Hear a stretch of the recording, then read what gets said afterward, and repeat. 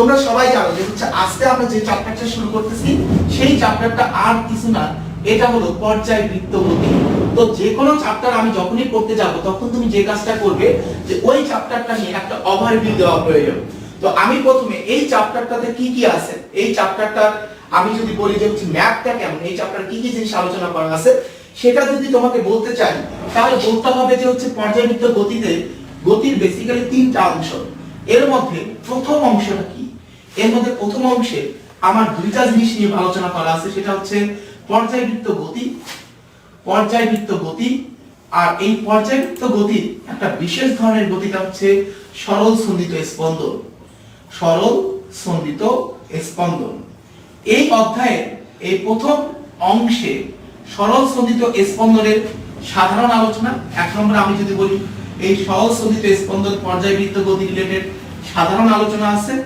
তারপর দুই নম্বরে যে জিনিসটা নিয়ে আলোচনা করা আছে এই সরল সন্ধিত স্পন্দনের বিভিন্ন মুহূর্তে সরণের সমীকরণটা কেমন হবে, বেগের সমীকরণটা কেমন হবে, ত্বরণের সমীকরণটা কেমন হবে, বিভিন্ন স্থানে সরল সন্ধিত স্পন্দিত কণার বিভব শক্তি কেমন হবে, গতি শক্তি কেমন হবে, এটা শক্তির সংরক্ষণশীলতা নীতি মেনে চলে কিনা, শক্তির সংরক্ষণশীলতা নীতি অর্থাৎ কনজারভেশন ল অফ এনার্জি এই নিয়মটা মেনে চলে কিনা, এই ব্যাপারগুলো নিয়ে ডিটেইলস আলোচনা করা আছে। এটা হচ্ছে আমার ফার্স্ট পার্ট।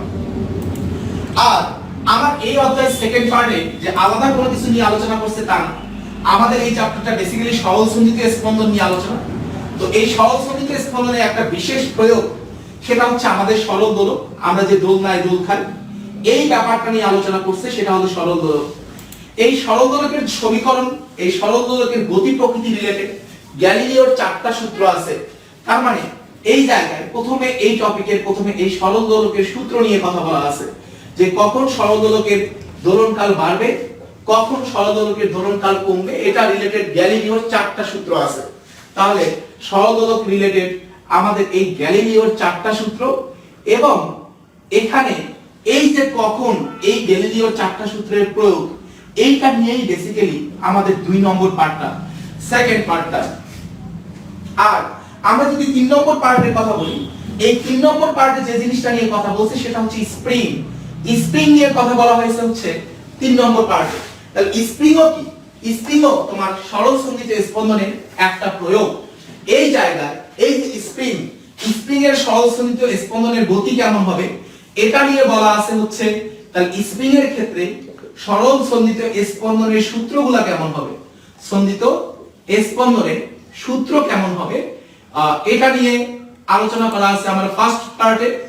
2 নম্বর পার্টে আমাদের এরপরে যেটা নিয়ে আলোচনা করা আছে সেটা হলো স্প্রিং এর সমবায়। তোমরা এই জায়গায় এসএসসি তে কিন্তু রোধের সমবায় পড়ে আসছো, শ্রেণী সমবায়, সমান্তরাল সমবায়। অনুরূপ ভাবে স্প্রিং এরও কিন্তু দুইটা সমবায় হয়, একটা শ্রেণী সমবায়, একটা হলো সমান্তরাল সমবায়। তাহলে এই শ্রেণী সমবায়ে তোমার স্প্রিং এর ধর্মটা কেমন হবে, সমান্তরাল সমবায় স্প্রিং এর ধর্ম কেমন হবে, এই ধর্মের সরল সন্ধিত স্পন্দনের গতি প্রকৃতি কেমন হবে, এটা আলোচনা করা আছে এই হচ্ছে আমাদের থার্ড পার্টে। তাহলে এখন কিন্তু তুমি বুঝতে যে পুরো পর্যায়বৃত্ত গতিতে প্রত্যেকটা পার্টে কোন জিনিসগুলো নিয়ে আলোচনা করা আছে। এখন তোমাকে কেউ যদি জিজ্ঞেস করে তুমি কিন্তু না করেও বলতে পারবে যে পর্যায়বৃত্ত গতিতে এই জিনিসগুলো আলোচনা করা আছে। তো সবাই এই জিনিসটা সম্পর্কে ওভারভিউ পেয়েছে কিনা আমাকে একটু জানাতে থাকো।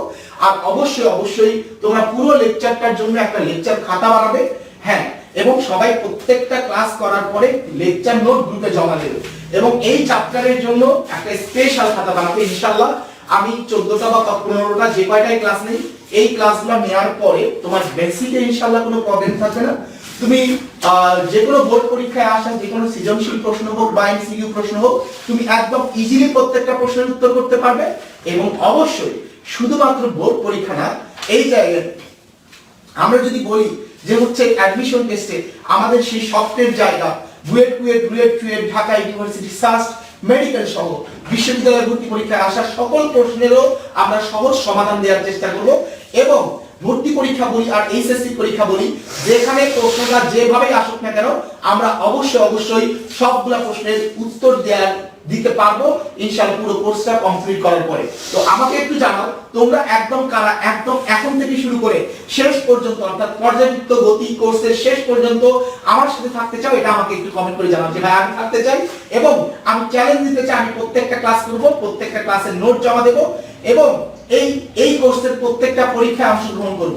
যদি তুমি প্রত্যেকটা ক্লাসে অংশগ্রহণ করতে পারো, পরীক্ষায় অংশগ্রহণ করতে পারো, তাহলে আমি এটা দায়িত্ব নিয়ে বলতে পারবো ইনশাআল্লাহ এই চ্যাপ্টারটা থেকে সেটা টেস্ট পরীক্ষা হোক, বোর্ড পরীক্ষা হোক কিংবা অ্যাডমিশন টেস্ট হোক, যেখানে যেভাবেই প্রশ্ন আসুক আমার পরিচয় ছোট ভাই ছোট বোনেরা তোমরা অবশ্যই প্রত্যেকটা প্রশ্নের উত্তর করতে পারবে।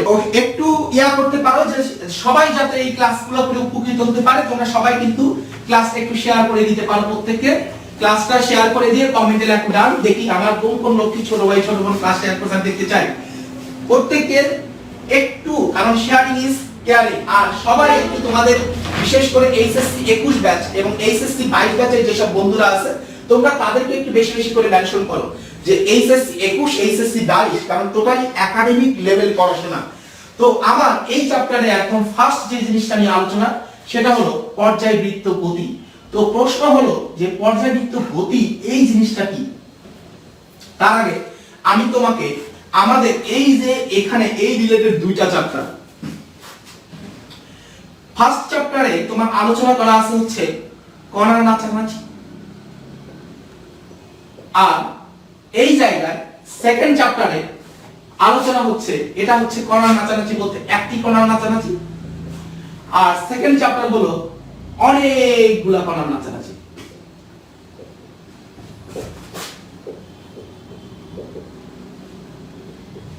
মানে ব্যাপারটা কেমন খেয়াল করো, এই যে জাস্ট একটা কণা মনে করো আমার মাথাটা হচ্ছে একটা কণা, তো এই কণাটা কিভাবে নাচতে পারে, এই যে আমার মাথায় একটা কণা বিবেচনা করে, আসলে কণা তো একটা এত বড় হবে না, একটা পয়েন্ট, তাহলে এই কণাটা এভাবে নাচতে পারে অথবা এভাবে নাচতে পারে। তাহলে যদি এভাবে নাচে অথবা এভাবে নাচে, এটা কয়টা কণার নাচানাচি? একটা কণার নাচানাচি। এই একটা কণার নাচানাচিকে আমরা বলি হলো সরল সন্ধিত স্পন্দন। তাহলে একটা কণার নাচানাচি হলো সরল সন্ধিত স্পন্দন, যেটা আমাদের আলোচনা করা আছে অধ্যায় 8-এ, অর্থাৎ আমরা এই অষ্টম অধ্যায়ে এই ব্যাপারটাই পড়বো যে জাস্ট একটা কণার নাচানাচি। আর খেয়াল করো আমি যদি হাত চিন্তা করি, এই হাত, তাহলে এই হাতের মধ্যে কিন্তু অনেকগুলা কণা আছে, অসংখ্য কণা আছে। তাহলে এই যে অনেকগুলা কণার নাচানাচি এটাকে আমরা বলবো হচ্ছে তরঙ্গ। তার মানে এই অনেকগুলা কণার নাচানাচিকে আমরা বলতেছি হলো তরঙ্গ। এই তরঙ্গটা আমরা আলোচনা করছি হচ্ছে অধ্যায় 9। এখন আমাদের ফার্স্ট স্টেপ আলোচনা হচ্ছে জাস্ট একটা কণার নাচানাচি নিয়ে। তার মানে অষ্টম অধ্যায়ে আমরা জাস্ট একটা কণার নাচানাচি নিয়ে কথা বলবো। মানে ব্যাপারটা কেমন হয়, এরকম অথবা এরকম। তাই এই যে এখন আমরা এক এক করে একটু বোঝার চেষ্টা করি যে এই পর্যায়বৃত্ত গতিটা কি। পর্যায়বৃত্ত গতিটা হচ্ছে নির্দিষ্ট সময় পর সবাই একটু লিখে ফেলো, নির্দিষ্ট সময় পর একইভাবে আবর্তিত হয়। মানে কোনো কিছুর গতি যদি এই কন্ডিশনটা মেনে চলে যে নির্দিষ্ট সময় পর একইভাবে আবর্তিত হয়, তাহলে আমরা ওই বস্তু কণার গতিকে বলি পর্যায়বৃত্ত গতি। উদাহরণস্বরূপ তুমি একটা জিনিস চিন্তা করো যে ধরো ঘড়ির মিনিটের কাঁটা, আমি আবার বলছি ঘড়ির মিনিটের কাঁটা প্রতি 60 মিনিট পর এই বিন্দুতে ফিরে আসে, আবার 60 মিনিট পর এই বিন্দুতে ফিরে আসে, আবার 60 মিনিট পর এই বিন্দুতে ফিরে আসে। তার মানে এই যে ঘড়ির মিনিটের কাঁটার গতি অবশ্যই এটা একটা কি গতি, ঘড়ির মিনিটের কাঁটার গতি, এটা একটা পর্যায়বৃত্ত গতি। তাহলে ঘড়ির মিনিটের কাঁটার গতি পর্যায়বৃত্ত গতি। তাহলে এই জায়গায় তাহলে পর্যায়বৃত্ত গতির কন্ডিশনটা কি, নির্দিষ্ট সময় পর একইভাবে আবর্তিত হবে। আমি ফর এক্সাম্পল আবার প্রথম বলতে পারি যে ধরো এখানে আমার কাছে একটা পেন্ডুলাম আছে, খেয়াল করো। তো পেন্ডুলামটা সে কিভাবে কি করতেছে, এখানে কি ঘটনা করতেছে, এখান থেকে এখানে যাচ্ছে, আবার এখান থেকে এখানে আসতেছে, হ্যাঁ, আবার এখান থেকে এখানে যাচ্ছে, আবার এখান থেকে এখানে আসতেছে। তার মানে একইভাবে কিন্তু নির্দিষ্ট সময় পর একইভাবে আবর্তিত হচ্ছে। তাহলে এটাও একটা কি গতি হবে, তাহলে এটাও আমাদের একটা কি গতি হবে, তাহলে অবশ্যই এটাও আমাদের একটা পর্যায়বৃত্ত গতি হবে। খেয়াল করো, এবার আমরা চিন্তা করতে পারি এই যে আমরা যে দোলনায় দোল খাই, তাই দোলনায় দোল খাওয়াটা কেমন, একটা নির্দিষ্ট সময় পর পর তুমি সামনের দিকে যাচ্ছ, আবার পিছনের দিকে আসছো, আবার সামনের দিকে যাচ্ছ, পিছনের দিকে আসতেছো। কন্ডিশন হলো নির্দিষ্ট সময় পর পর যদি একই ভাবে আবর্তিত হয় তাহলে আমরা সেই গতিকে পর্যায়বৃত্ত গতি বলি। এই জায়গায় আরেকটা পয়েন্ট খুব ভালো করে নোট করা দরকার, নোট রাখা দরকার, সেটা হলো সকল পর্যায়বৃত্ত গতিকে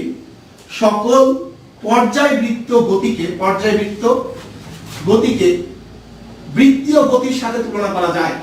লিখে ফেলো সবাই, সকল পর্যায়বৃত্ত গতিকে বৃত্তীয় গতির সাথে তুলনা করা যায়।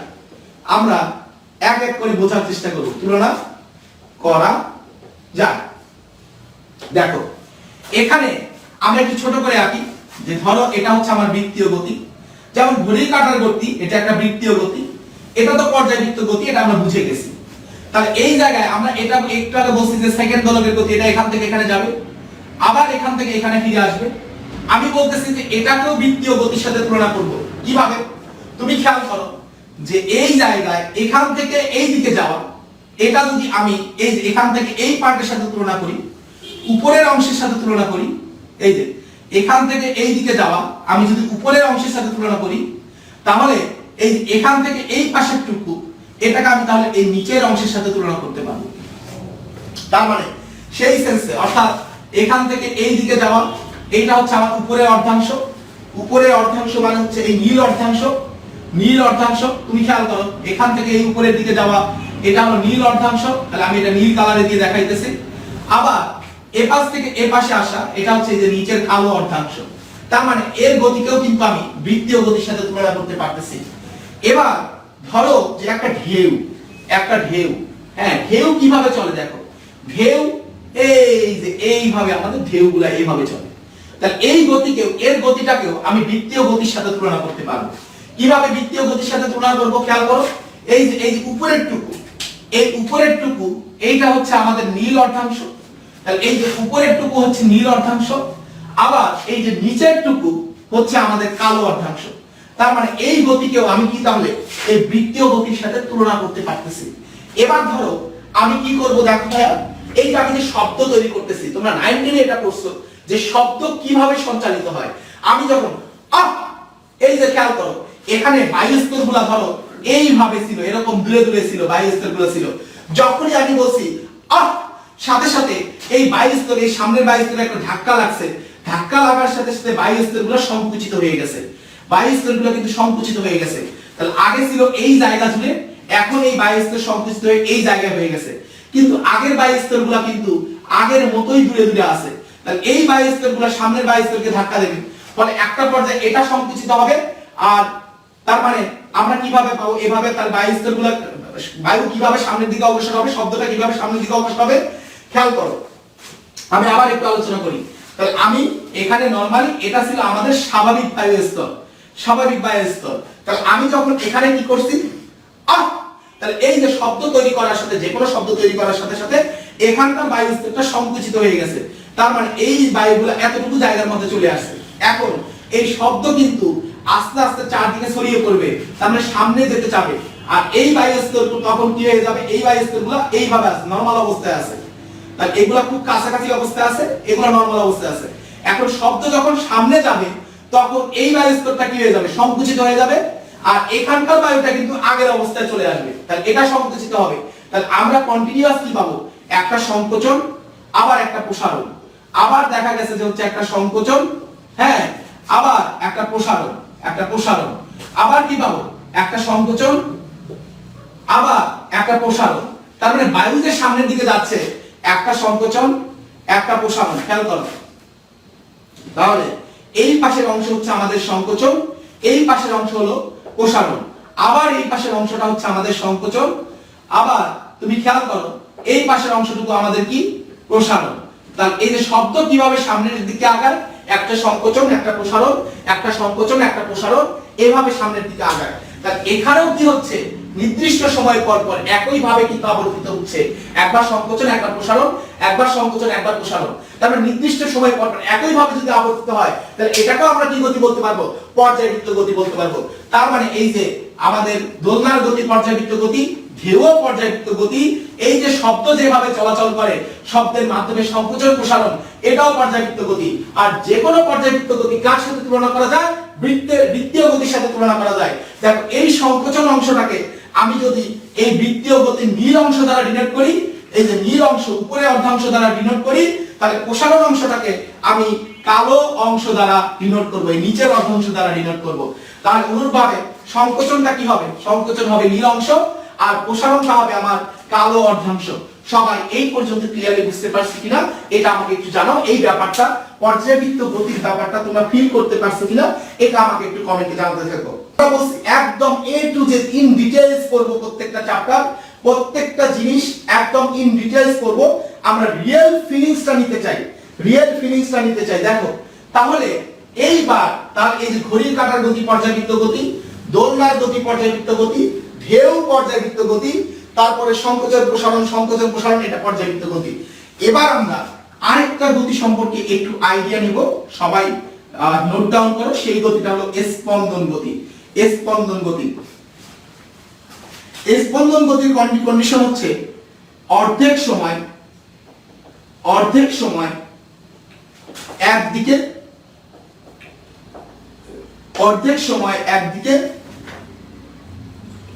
বাকি অর্ধেক সময় পূর্ব গতির বিপরীত দিকে। তাহলে আমাদের অর্ধেক সময় যেদিকে চলবে, বাকি অর্ধেক সময় যদি পূর্ব গতির বিপরীত দিকে চলে তাহলে আমরা সেটাকে বলি স্পন্দন গতি। তাহলে স্পন্দন গতি কি, অর্ধেক সময় যেদিকে চলবে বাকি অর্ধেক সময় যদি পূর্ব গতির বিপরীত দিকে চলে তাহলে আমরা সেই গতিকে বলি স্পন্দন গতি। এখন তুমি খেয়াল করো, ঘড়ির কাঁটা অলওয়েজ কিন্তু একই ভাবে চলতেছে, ঘড়ির কাঁটা অলওয়েজ একই ভাবে চলতেছে, তাহলে এটা শুধুমাত্র পর্যায়বৃত্ত গতি। খেয়াল করো এগুলা প্রত্যেকটাই পর্যায়বৃত্ত গতি। কিন্তু এই গতির কথা চিন্তা করো, এই গতি অর্ধেক সময় যাচ্ছে এইদিকে, বাকি অর্ধেক সময় পূর্ব গতির বিপরীত দিকে। তাহলে অর্ধেক সময় এইদিকে, বাকি অর্ধেক সময় হলো পূর্ব গতির বিপরীত দিকে।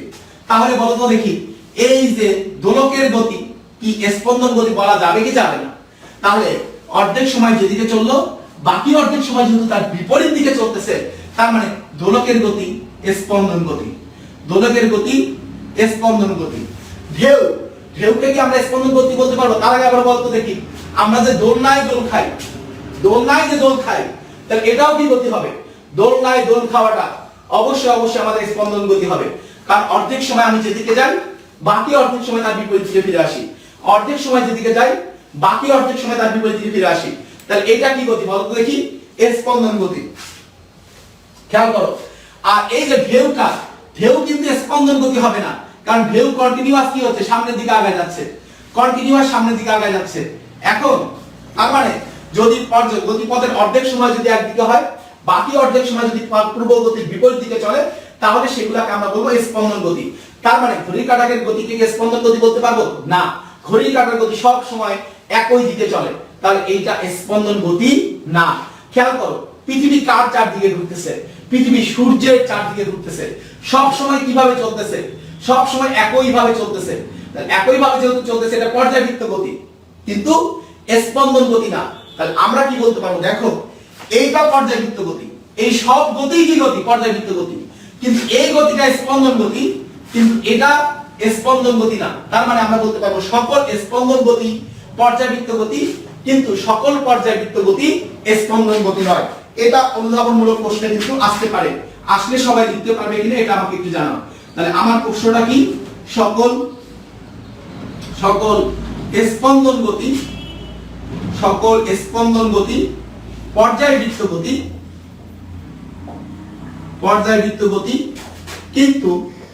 কিন্তু সকল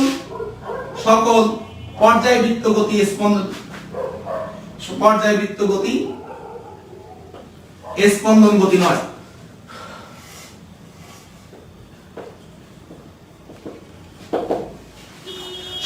তাহলে আমরা বুঝলাম যে এই জায়গায় জায়গায় অনুধাবনমূলক প্রশ্ন আসে তাহলে আমরা কি লিখবো যে স্পন্দন পর্যায় সে সকল পর্যায়বৃত্ত গতি স্পন্দন গতি হবে যদি পর্যায়ের অর্ধেক সময় একদিকে চলে বাকি অর্ধেক সময় তার পূর্ব গতির বিপরীত দিকে চলে তাহলে সেই পর্যায়বৃত্ত গতিগুলোকে স্পন্দন গতি বলতে পারবো কিন্তু যে পর্যায়বৃত্ত গতি অর্ধেক সময় সব সময় একই দিকে চলবে সেটাকে আমরা স্পন্দন গতি বলতে পারবো না। এখন আমরা দুইটা কিছু এই যে পর্যায়বৃত্ত গতি বা স্পন্দন গতি রিলেটেড কিছু টার্মের সাথে আমরা পরিচিত হব কিছু পদের সাথে আমরা পরিচিত হব। খেয়াল করো আমরা প্রথমে যে জিনিসটা সম্পর্কে একটু জানবো সেটা হলো পর্যায়কাল। দেখো পর্যায়কাল তরঙ্গ দৈর্ঘ্য এবং তরঙ্গ বেগ একটু খুব ভালো করে বুঝিও।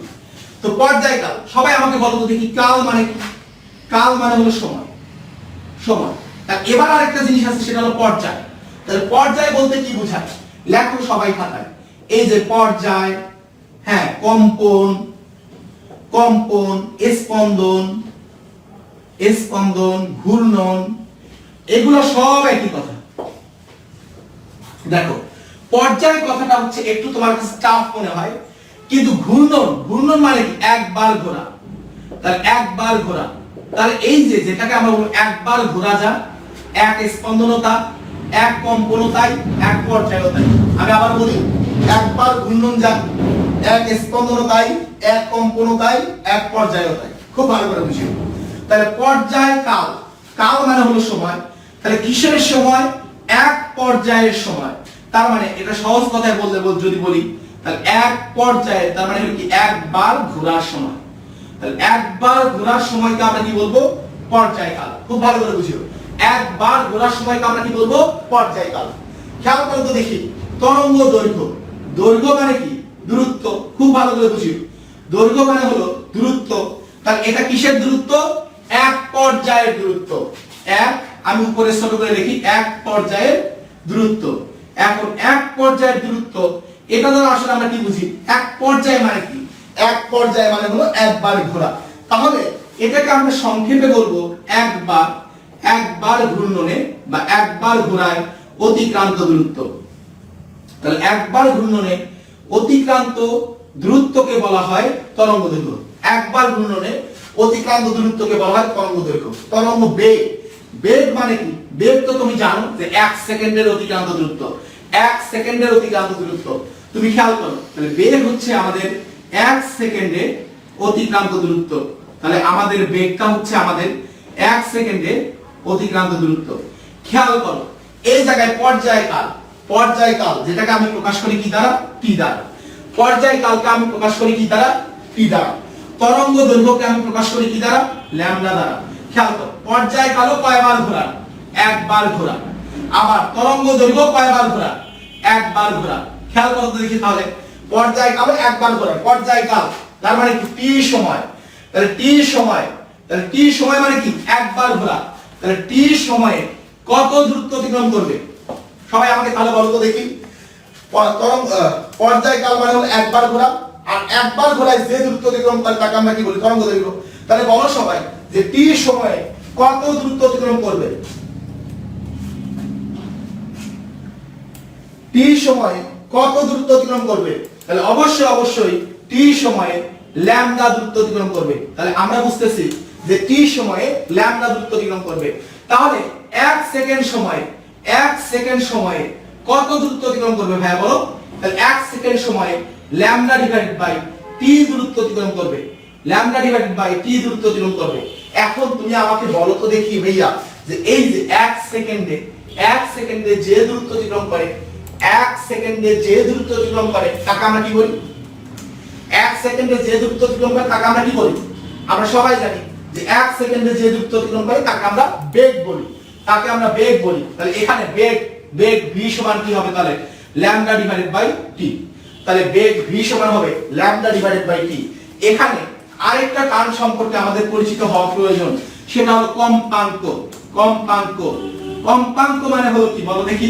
কম্পাঙ্ক মানে হলো 1 সেকেন্ডে কম্পন সংখ্যা। খুব ভালো করে বুঝিও, কম্পাঙ্ক মানে হচ্ছে 1 সেকেন্ডে কম্পন সংখ্যা। তাহলে তুমি এই কম্পন আর ঘূর্ণন কি জিনিস, কম্পন আর ঘূর্ণন হলো এক জিনিস। তাহলে এটাকে আমরা বলতে পারবো যে 1 সেকেন্ডে ঘূর্ণন সংখ্যা, 1 সেকেন্ডে ঘূর্ণন সংখ্যা। খেয়াল করো 1 সেকেন্ডে ঘূর্ণন সংখ্যা, তাহলে কম্পাঙ্ককে আমি কি দিয়ে প্রকাশ করি, f দিয়ে প্রকাশ করি। তাহলে এই f সংখ্যক ঘূর্ণন দিবে সে কয় সেকেন্ডে, f সংখ্যক কম্পাঙ্ককে যেহেতু আমি f দিয়ে প্রকাশ করি, তার মানে f সংখ্যক ঘূর্ণন দিবে হলো 1 সেকেন্ডে, f সংখ্যক ঘূর্ণন হলো 1 সেকেন্ডে। তাহলে এখন আমরা দেখো কি বলতে পারি যে f সংখ্যক ঘূর্ণন, তাহলে f সংখ্যক ঘূর্ণন এটা দেবে হচ্ছে f সংখ্যক ঘূর্ণন দেয় সমান 1 সেকেন্ডে, f সংখ্যক ঘূর্ণন দেয় 1 সেকেন্ডে। তাহলে একটি ঘূর্ণন দেবে, তাহলে একটি ঘূর্ণন দেবে কত সেকেন্ডে বলো, একটি ঘূর্ণন দেবে 1/f সেকেন্ডে। এখন তুমি আমাকে বলো তো দেখি একবার ঘোরার সময়কে আমরা কি বলি, সবাই আমাকে একটু কমেন্ট করে জানাও, একবার ঘোরার সময়কে আমরা কি বলি, একবার ঘোরার সময়কে আমরা কি বলি, একবার ঘোরার সময়কে আমরা বলি পর্যায়কাল। তাহলে এই যে কন্ডিশন অনুযায়ী t সমান তাহলে আমরা কি লিখতে পারবো 1/f, কারণ একবার ঘোরার সময়টা হচ্ছে আমাদের পর্যায়কাল। তাহলে পর্যায়কাল এটাও তো আমাদের একবার ঘোরার সময়, তাহলে একবার ঘোরার সময় হলো 1/f, তাহলে t সমান হচ্ছে আমাদের 1/f। তাহলে খেয়াল করো, তাহলে এই জায়গায় আমরা লিখতে পারি বা f সমান হচ্ছে আমাদের 1/t, তাহলে এই জায়গায় equal to lambda into 1/t। তো এখানে 1/t সমান আমরা কি পাইলাম, 1/t সমান আমরা পাইলাম হলো f, 1/t সমান আমরা পাইলাম f, তার মানে v সমান f ল্যামডা। তাহলে v সমান হচ্ছে f ল্যামডা। সবাই আমাকে বলো যে এই পর্যন্ত তোমরা ক্লিয়ারলি বুঝতে পারছো কিনা, আমাকে বলো যে এই পর্যন্ত সবাই ক্লিয়ারলি বুঝতে পারছো কিনা, এটা আমাকে একটু জানাও। যে আজকে আমরা ইনশাআল্লাহ এই যে চ্যাপ্টারটা শুরু করছি একদম প্রত্যেকটা টপিক ভেতর থেকে ভেতরে যাব, গভীর থেকে গভীরে যাব। সবাই আমাকে বলো, একটু আমাকে জানাও। সবুজ, তারপরে হলো মতিন, পটাশিয়াম সায়ানেট, হ্যাঁ, তারপরে হচ্ছে মেহেদি হাসান মিল্লাত, আদনান হাবিব। তো যারা যারা আসিস সবাই আমাকে বলো যে এই পর্যন্ত ক্লিয়ারলি বুঝতে পারছি কিনা। আর সবাই তো ছোট্ট একটু কাজ করতে পারি, ওই যে ভাইয়া বললাম যে আমরা এখন থেকে একটু ভালো জিনিসগুলো সরিয়ে দিতে চাই, আমরা স্পিড আউট করে দিতে চাই। তো সবাই যদি একটু কাজ করতে পারি ভাইয়া, যে সবাই যদি আমরা ক্লাসটা শেয়ার করে দেই, তাহলে কিন্তু আরো অনেক অনেক শিক্ষার্থী জানতে পারবে। একটু সবাই দেখা গেছে যে হচ্ছে একটু এসএসসি 21 আর এসএসসি 22 ব্যাচের বন্ধুদের একটু বেশি বেশি করে মেনশন করি, একটু তো এই কাজটা তো আমরা করতে পারি ভাইয়া, এই কাজটা করতে পারি। নাজিয়া বলছো মাস থেকে জয়েন করছো, আশা করি প্রবলেম হবে না, তোমরা বুঝবা যে সবাই একটু এই কাজটা করো। তাহলে কম্পাঙ্ক কিছুই না, কম্পন সংখ্যা মানে হলো কাপাকাপির সংখ্যা বা ঘোরার সংখ্যা। তাহলে 1 সেকেন্ডে ঘোরার সংখ্যাকে আমি বলি কম্পাঙ্ক। যদি 1 সেকেন্ডে 20 বার ঘুরে তাহলে তার কম্পাঙ্ক 20 হার্টজ। 1 সেকেন্ডে যদি 50 বার ঘুরে তাহলে তার কম্পাঙ্ক হলো 50 হার্টজ। তাহলে কম্পাঙ্ক 100 হার্টজ মানে কি, ওই বস্তুটা 1 সেকেন্ডে 100 বার ঘুরে, তাহলে 1 সেকেন্ডে 100 বার ঘুরে।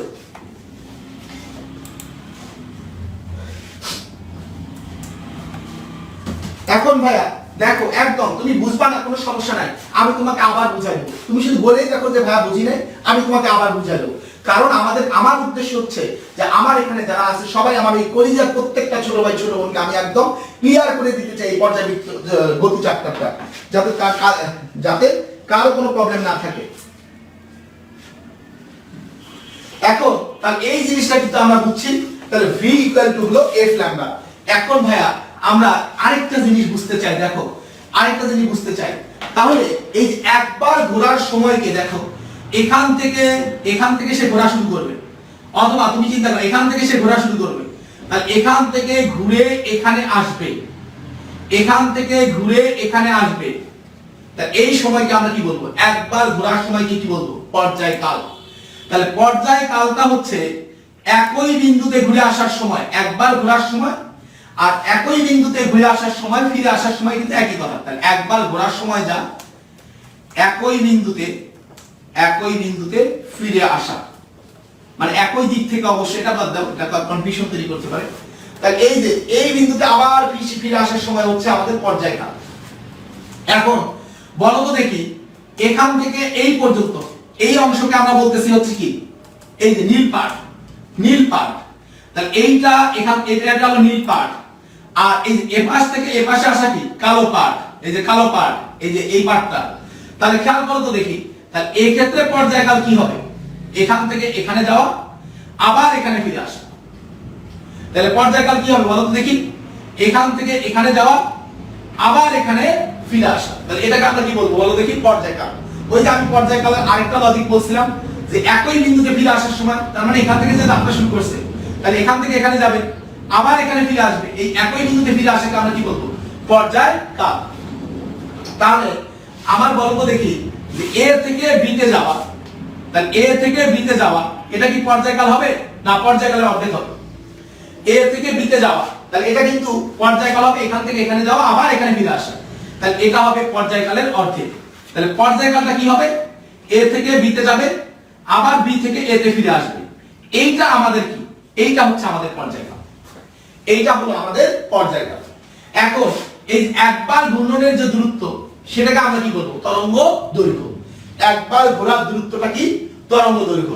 এখন আমরা এই পার্ট এখানে চলে আনবো। দেখো ভাই, এই পাশের পার্টটা কি? এই পাশের পার্টটা কি? নীল পার্ট। আবার এই পাশের পার্টটা কি? কালো পার্ট। তার মানে এখান থেকে ফিরে এখানে আসার সময়, তার মানে এই বিন্দু থেকে ফিরে এই বিন্দুতে আসার সময়, এইটাকে আমরা বলবো পর্যায়কাল। তাহলে এই সময়টাকে আমরা বলবো পর্যায়কাল। তাহলে আমরা একটু লাল কালি দিয়ে দেখাই। তাহলে এই সময় এখান থেকে আমার এই বিন্দু, এটা হলো পর্যায়কাল। তার পর্যায়কাল এখান থেকে ঘুরে আবার এখানে ফিরে আসা, তাহলে এটা হলো আমার পর্যায়কাল। আবার তরঙ্গ দৈর্ঘ্যটা কি? খেয়াল করো, তরঙ্গ দৈর্ঘ্য একবার ঘোরার দূরত্ব। তাহলে এখান থেকে আমাদের এই যে এই দূরত্বটা, এটা হচ্ছে আমার তরঙ্গ দৈর্ঘ্য। তাহলে এখান থেকে ঘুরে আবার এখানে ফিরে আসা মানে কি? এখান থেকে আবার এই পর্যন্ত। তাহলে এখানে এই যে এই বিন্দু থেকে এই বিন্দুর সময়টা হচ্ছে আমাদের পর্যায়কাল, আর দূরত্বটা হচ্ছে আমাদের তরঙ্গ দৈর্ঘ্য ল্যামডা। তার মানে আমি যদি বলি এখান থেকে এই পার্ট, এই দূরত্বটা আমাদের কি? ল্যামডা। তাহলে এই দূরত্বটা হচ্ছে আমাদের ল্যামডা। তাহলে আমাদের এই পর্যন্ত ডিসটেন্স কত হবে? সবাই আমাকে বলো, তাহলে এই পর্যন্ত ডিসটেন্স কত হবে? একটু আমাকে কমেন্ট করে জানাও। তাহলে আমাদের এই পর্যন্ত ডিসটেন্স কত হবে? এইটুকু যদি আমাদের ল্যামডা হয়, তাহলে এই ডিসটেন্স কত হবে? অবশ্যই এটা হবে ল্যামডা ডিভাইডেড বাই 2। তাহলে সবাই আমাকে বলো তো দেখি যে এই পয়েন্ট থেকে এই পয়েন্ট, এই পয়েন্ট থেকে এই পয়েন্ট, তাহলে এই ডিসটেন্সটা কত হবে? এই ডিসটেন্সটা হবে ল্যামডা ডিভাইডেড বাই 4। কারণ এইটুকু যদি ল্যামডা বাই 2 হয়, তাহলে এই ডিসটেন্সটুকু হবে ল্যামডা ডিভাইডেড বাই 4। তো এই ব্যাপারটা কিন্তু আমরা একদম ক্লিয়ারলি সামনের কালকের ক্লাসে এই ব্যাপারগুলো নিয়ে আরো বেশি আলোচনা করব, আরো ক্লিয়ারলি আলোচনা করব। দেখো খেয়াল করো, এই জায়গায় কি বলছি? মানে একবার ঘোরা মানে কি? একটা নীল একটা কালো। একবার ঘোরা মানে কি? এই যে এই পাশে নীল পার্ট আর এই পাশে কালো পার্ট। তার মানে খেয়াল করো, এই যে একটা নীল পার্ট একটা কালো পার্ট, তাহলে এখান থেকে এই পর্যন্ত এই সময়কে বলবো আমরা টি, আর এই দূরত্বটাকে আমরা বলবো তরঙ্গ দৈর্ঘ্য। তাহলে এই ক্ষেত্রে তরঙ্গ দৈর্ঘ্য মানে কি? একটা সংকোচন একটা প্রসারণ। তাহলে এই ক্ষেত্রে পর্যায়কাল মানে কি? একটা সংকোচনের সময় প্লাস একটা প্রসারণের সময়। ঠিক আছে? তাহলে এই ক্ষেত্রে তরঙ্গ দৈর্ঘ্যের মানে কি? একটা উঁচু ঢেউ একটা নিচু ঢেউ, তাই না? এর ক্ষেত্রে পর্যায়কাল মানে কি? একটা উঁচু ঢেউ একটা নিচু ঢেউয়ের সময়। সবাই আমাকে বলো এই পর্যন্ত ক্লিয়ারলি বুঝতে পারছেন না?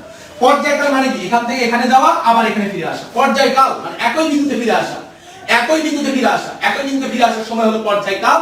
আর একই বিন্দুতে ফিরে আসলে যে দূরত্ব অতিক্রম করে সেটা হলো তরঙ্গ দৈর্ঘ্য।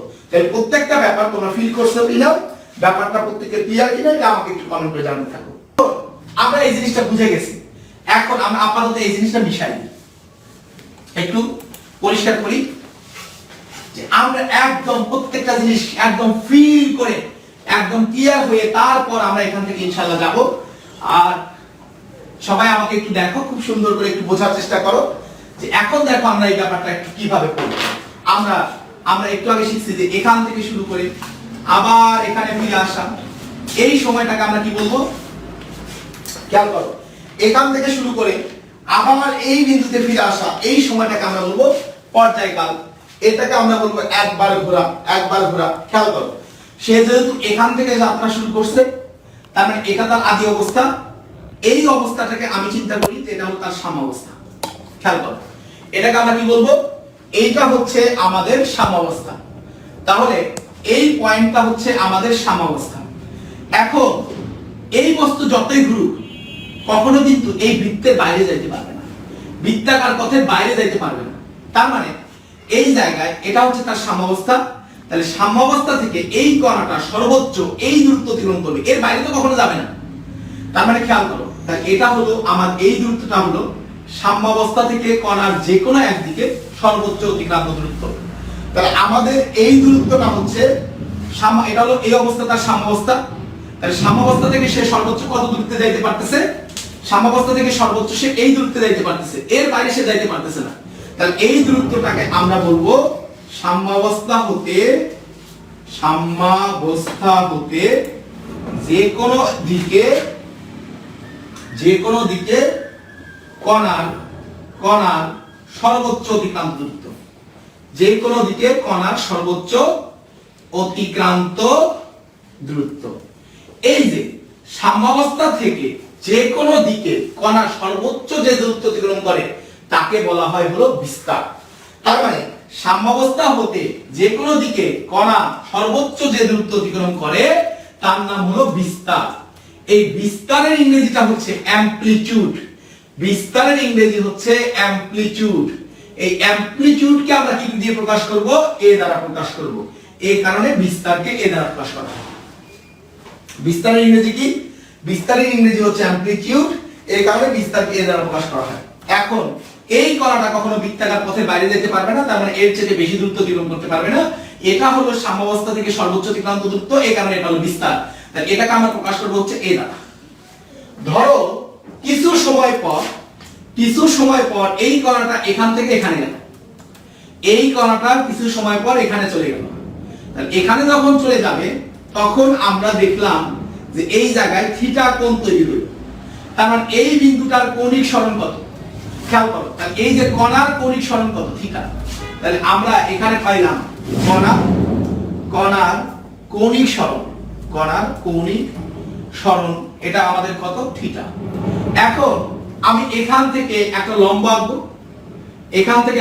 আঁকবো, তাহলে আমরা দেখলাম যে আমাদের এই কণাটা আমাদের সরণের দিকে কত দূরত্ব অতিক্রম করলো? x দূরত্ব অতিক্রম করলো। তার মানে এই যে কণার অতিক্রান্ত দূরত্ব কত? অতিক্রান্ত দূরত্বটা আমি এটা দিয়ে হিসাব করব না। এই যে এই দিক বরাবর কত দূরত্ব অতিক্রম করছে? তাহলে এই দিক বরাবর সে x দূরত্ব অতিক্রম করছে। এখন দেখো আমি একটা সমকোণী ত্রিভুজ পাইছি। সেই সমকোণী ত্রিভুজ কোনটা? আমাদের সেই কাঙ্ক্ষিত সমকোণী ত্রিভুজ হচ্ছে এইটা হচ্ছে আমাদের সেই কাঙ্ক্ষিত সমকোণী ত্রিভুজ। তাহলে এই সমকোণী ত্রিভুজ হচ্ছে আমাদের কাঙ্ক্ষিত সমকোণী ত্রিভুজ।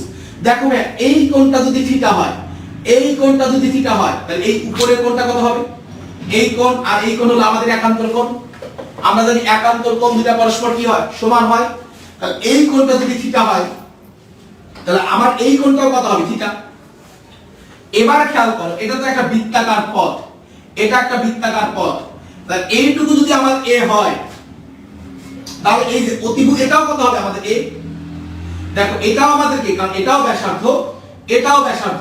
তাহলে এটা যদি a হয় তাহলে এইটুকু আমাদের কত হবে? a হবে। এখন বলো তো দেখি sin থিটা মনে রাখবা, এই জায়গায় একটা জিনিস মনে রাখবা যে অতিভুজ যার সাথে কোণ তৈরি করে সেটাকে ভূমি বিবেচনা করতে হয়। আমি আবারও লিখতেছি, অতিভুজ যার সাথে কোণ তৈরি করে সেটাকে ভূমি বিবেচনা করতে হয়। সবাই দেখো, অতিভুজ যার সাথে কোণ তৈরি করে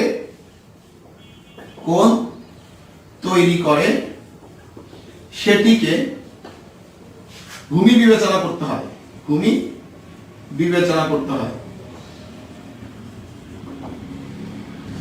অতিভুজ যার সাথে কোণ তৈরি করে সেটিকে ভূমি বিবেচনা করতে হয়। ধরো এই কণাটা এখান থেকে এই অবস্থায় আসছে, অর্থাৎ তার এখন আমাদের স্থানাঙ্ক ধরো x, y, তার মানে এই দূরত্বটা হলো x আর উলম্ব দিকে দূরত্বটা হচ্ছে তার হলো y। দেখো উলম্ব দিকে দূরত্বটা হচ্ছে তার হলো y। তাহলে আমরা কি বলতে পারবো? দেখো আমরা একটা জিনিস বলতে পারবো, x সমান, খেয়াল করো sin থিটা সমান কি?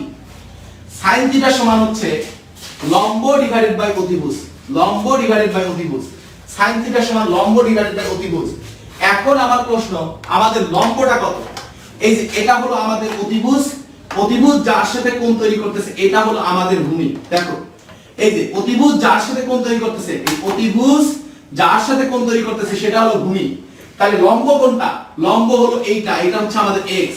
তাহলে লম্ব হচ্ছে আমাদের x আর অতিভুজ কোনটা অতিভুজ হচ্ছে এইটা তাহলে অতিভুজটা হচ্ছে আমাদের a তার মানে sin থিটা এইটা সমান আমরা পাইলাম x ডিভাইডেড বাই a তার মানে x এর মান হচ্ছে a sin থিটা খুব ভালো করে বুঝিও x এর মানটা হচ্ছে a sin থিটা সবাই আমাকে বলো যে এই পর্যন্ত প্রত্যেককে ক্লিয়ারলি বুঝতে পারছো কিনা সবাই আমাকে বলো যে এই পর্যন্ত তোমরা সবাই ক্লিয়ারলি বুঝতে পারছো কিনা এটা আমাকে একটু জানাও যে এই পর্যন্ত সবাই ক্লিয়ারলি বুঝতে পারছো কিনা যে আমি ধরলাম যে কড়াটা এখান থেকে সরে এখানে চলে গেছে তাহলে এখান থেকে সরে যখন এখানে চলে গেছে তখন কেন্দ্রে থিটা কোণ তৈরি হয়েছে তো আমি এখান থেকে এই জায়গায় লম্ব আঁকছি তাহলে এই দূরত্বটুকু x এই দূরত্বটুকু হলো y তাহলে খেয়াল করো এখানে এই কোণটা যদি থিটা হয় তাহলে এই উপরের কোণটাও কত হবে থিটা এখন এই উপরের কোণটা যদি তোমার থিটা হয় তাহলে তুমি খেয়াল করো এটা হলো আমার অতিভুজ এই অতিভুজ অবশ্যই কিসের সমান হবে এটা সমান হবে কারণ এটাও ব্যাসার্ধ এটাও ব্যাসার্ধ এটা যেহেতু a তাহলে উপরেরটাও কত হবে a তাহলে sin থিটা সমান কি লম্ব ডিভাইডেড বাই অতিভুজ তাহলে আমাদের লম্বের মান কত এই অতিভুজ যার সাথে কোণ তৈরি করবে সেটা ভূমি তার মানে এইটা হচ্ছে আমাদের ভূমি তাহলে এইটা আমাদের কি লম্ব তাহলে লম্ব কত লম্ব হলো আমার x আর অতিভুজ কত a তাহলে x বাই a তাহলে sin থিটা সমান x বাই a তার মানে x এর মান কত a sin থিটা সবাই জায়গায় খেয়াল করো এই কণাটা একদম যাত্রা শুরু করছিল কোথায় এই কণাটা কিন্তু যাত্রা শুরু করছিল এই কণাটা যাত্রা শুরু করছে একদম কোথায় একদম সাম্য অবস্থা থেকে যাত্রা শুরু করছে তাহলে এই কণাটা সাম্য অবস্থা থেকে যাত্রা শুরু করছে তাহলে সাম্য অবস্থা হতে যাত্রা শুরু তাহলে সব সময় যে সাম্য অবস্থা হতে যাত্রা শুরু হবে এমন কিন্তু কোনো কথা না সব সময় যে সাম্য অবস্থা থেকে যাত্রা শুরু হবে এমন কিন্তু কোনো কথা নয় এবার খেয়াল করো বস্তু কণাটা কোথায় থেকে যাত্রা শুরু করতে পারে আমি এবার এটা হলো চিত্র 1 নম্বর চিত্র আমি 2 নম্বর চিত্রের দিকে আসবো দেখো এবার বস্তু কণাটা কই থেকে যাত্রা শুরু করতে পারে বস্তু কণাটা এটা হচ্ছে তার সাম্য অবস্থা এটা হচ্ছে আমাদের a খেয়াল করো এটা হচ্ছে a তাহলে সে তো এখান থেকে যাত্রা শুরু করতে পারে তাহলে এখান থেকে সে যদি যাত্রা শুরু করে সে অলরেডি কত কোণ সরেছিল সে অলরেডি কিন্তু ডেল কোণ সরেছিল খুব ভালো করে বুঝিও সে অলরেডি আমি ধরে নিলাম সে আগেই এই যে ডেল দূরত্ব অতিক্রম করছে তাহলে এই ডেলটা হচ্ছে তোমার শুরুতেই তার ডিসপ্লেসমেন্ট হলো ডেল তার মানে সে যাত্রাই শুরু করছে এখান থেকে সে যাত্রাই শুরু করছে এখান থেকে তাহলে খেয়াল করো একটা নির্দিষ্ট সময় পর সে আবার কত কোণ তৈরি করলো একটা নির্দিষ্ট সময় পর সে থিটা কোণ তৈরি করলো তার মানে এই জায়গা থেকে সে এবার যাত্রা শুরু করছে এখান থেকে সে যাত্রা শুরু করছে তাহলে থিটা কোণ তৈরি করলো এবার তাহলে আমার কি ঘটনা ঘটবে দেখো এবার তাহলে আমাদের কি ঘটনা ঘটবে এটা একটু বোঝার চেষ্টা করো তাহলে এইবার এইটুকু আমাদের কি এই পাশের ডিসটেন্স এই ডিসটেন্সটা হচ্ছে আমাদের কত এই ডিসটেন্সটা হচ্ছে আমাদের x এই ডিসটেন্স আমাদের x খেয়াল করো এই কোণটা কত এই কোণটা হচ্ছে আমাদের থিটা প্লাস ডেল এখন এই কোণ আর এই কোণ একান্তর কোণ এই কোণ আর এই কোণ হচ্ছে আমাদের একান্তর কোণ তাহলে এই পাশের কোণটা কত থিটা প্লাস ডেল তাহলে এই কোণটা যেহেতু আমাদের থিটা প্লাস ডেল তাহলে এই কোণটাও কত হবে অবশ্যই আমাদের থিটা প্লাস ডেল হবে এখন অনুরূপভাবে তাহলে আমরা আবার কি লিখতে পারবো এবার আমরা লিখতে পারবো যে এইটা যেহেতু a তাহলে আমাদের এই অংশটুকুও কত দেখো তাহলে আমাদের এই অংশটুকুও কত হবে এই অংশটুকু আমাদের a হবে তাহলে আমরা আবার লিখতে পারবো sin থিটা এখানে থিটা প্লাস কোণের মানটা হলো থিটা প্লাস ডেল খুব ভালো করে বুঝিও sin থিটা প্লাস ডেল এটা সমান তাহলে কত হবে এটা সমান আমাদের হবে x ডিভাইডেড বাই a কারণ লম্ব ডিভাইডেড বাই অতিভুজ x ডিভাইডেড বাই a তার মানে x equal to a sin theta plus del খুব ভালো করে বুঝিও থিটা প্লাস ডেল এই যে কত কোণ তৈরি করে এটাকে আমরা বলি দশা বল দশা মানে হচ্ছে উৎপন্ন কোণ এই দশা নিয়ে আমরা আগামী ক্লাসে আরো ডিটেইলস আলোচনা করব লেখো সবাই খাতায় লেখো দশা মানে হচ্ছে উৎপন্ন কোণ লেখো সবাই খাতায় দশা মানে উৎপন্ন কোণ লেখো প্রত্যেককেই লেখো দশা মানে উৎপন্ন কোণ খেয়াল করো এই জায়গায় তুমি খেয়াল করো এখানে কণার সরণে যতটুকু কোণ উৎপন্ন হয়েছে এইটা হলো সেই থিটা কিন্তু এই ডেল্টা কি ছিল এই ডেল্টা ছিল আগেই সে কত কোণ তৈরি করছে আগেই সে কত কোণ তৈরি করছে, তা এই কারণে এই ডেলের মানটা হলো আদি দশা। এই ডেলটাকে বলি আমরা আদি দশা, অর্থাৎ আগেই সে ডেল কোণ তৈরি করেছিল, আগেই সে ডেল কোণ তৈরি করেছিল, এই কারণে এটার নাম হলো আদি দশা। আর এই ভেতরে সে টোটাল কত কোণ তৈরি করছে, থিটা প্লাস ডেল। তাহলে এই থিটা প্লাস ডেলটাকে বলা হয় দশা। মনে রাখবা দশা মানে উৎপন্ন কোণ। কেন দশা উৎপন্ন কোণকে দশা বলা হয় এটা নিয়ে আমরা আগামী ক্লাসে ডিটেইলস আলোচনা করব। তাহলে এই থিটা প্লাস ডেলকে বলা হয় দশা। এবার আমরা আরেকটা জিনিস নিয়ে একটু কথা বলতে চাই, সেটা হলো আমরা জানি v s divided by t, s divided by t। কিন্তু যখন আমি ঘূর্ণন গতি পড়ি, আমরা সবাই গতিবিদ্যাতে কিন্তু পড়ছি, গতিবিদ্যাতে যখন আমরা ঘূর্ণন গতি পড়ছি তখন আমরা জানি v এর অনুরূপ রাশিটা হচ্ছে ওমেগা, s এর অনুরূপ রাশিটা হলো থিটা, আর t এর অনুরূপ রাশিটা হচ্ছে t। v এর অনুরূপ রাশি ওমেগা, s এর অনুরূপ রাশি থিটা, t এর অনুরূপ রাশি t। তার মানে থিটা ইকুয়াল টু কি হবে, ওমেগা t।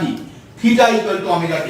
তাহলে সরণের সমীকরণটা হবে x equal to a sin থিটার পরিবর্তে হচ্ছে ওমেগা t প্লাস ডেল্টা। তাহলে x equal to a sin omega t plus delta. তাহলে এটাই হবে আমাদের সরল সন্দিত স্পন্দনের সরণের সমীকরণ। তাহলে এটাই আমাদের সরল সন্দিত স্পন্দনের সরণের সমীকরণ, সরণের সমীকরণ।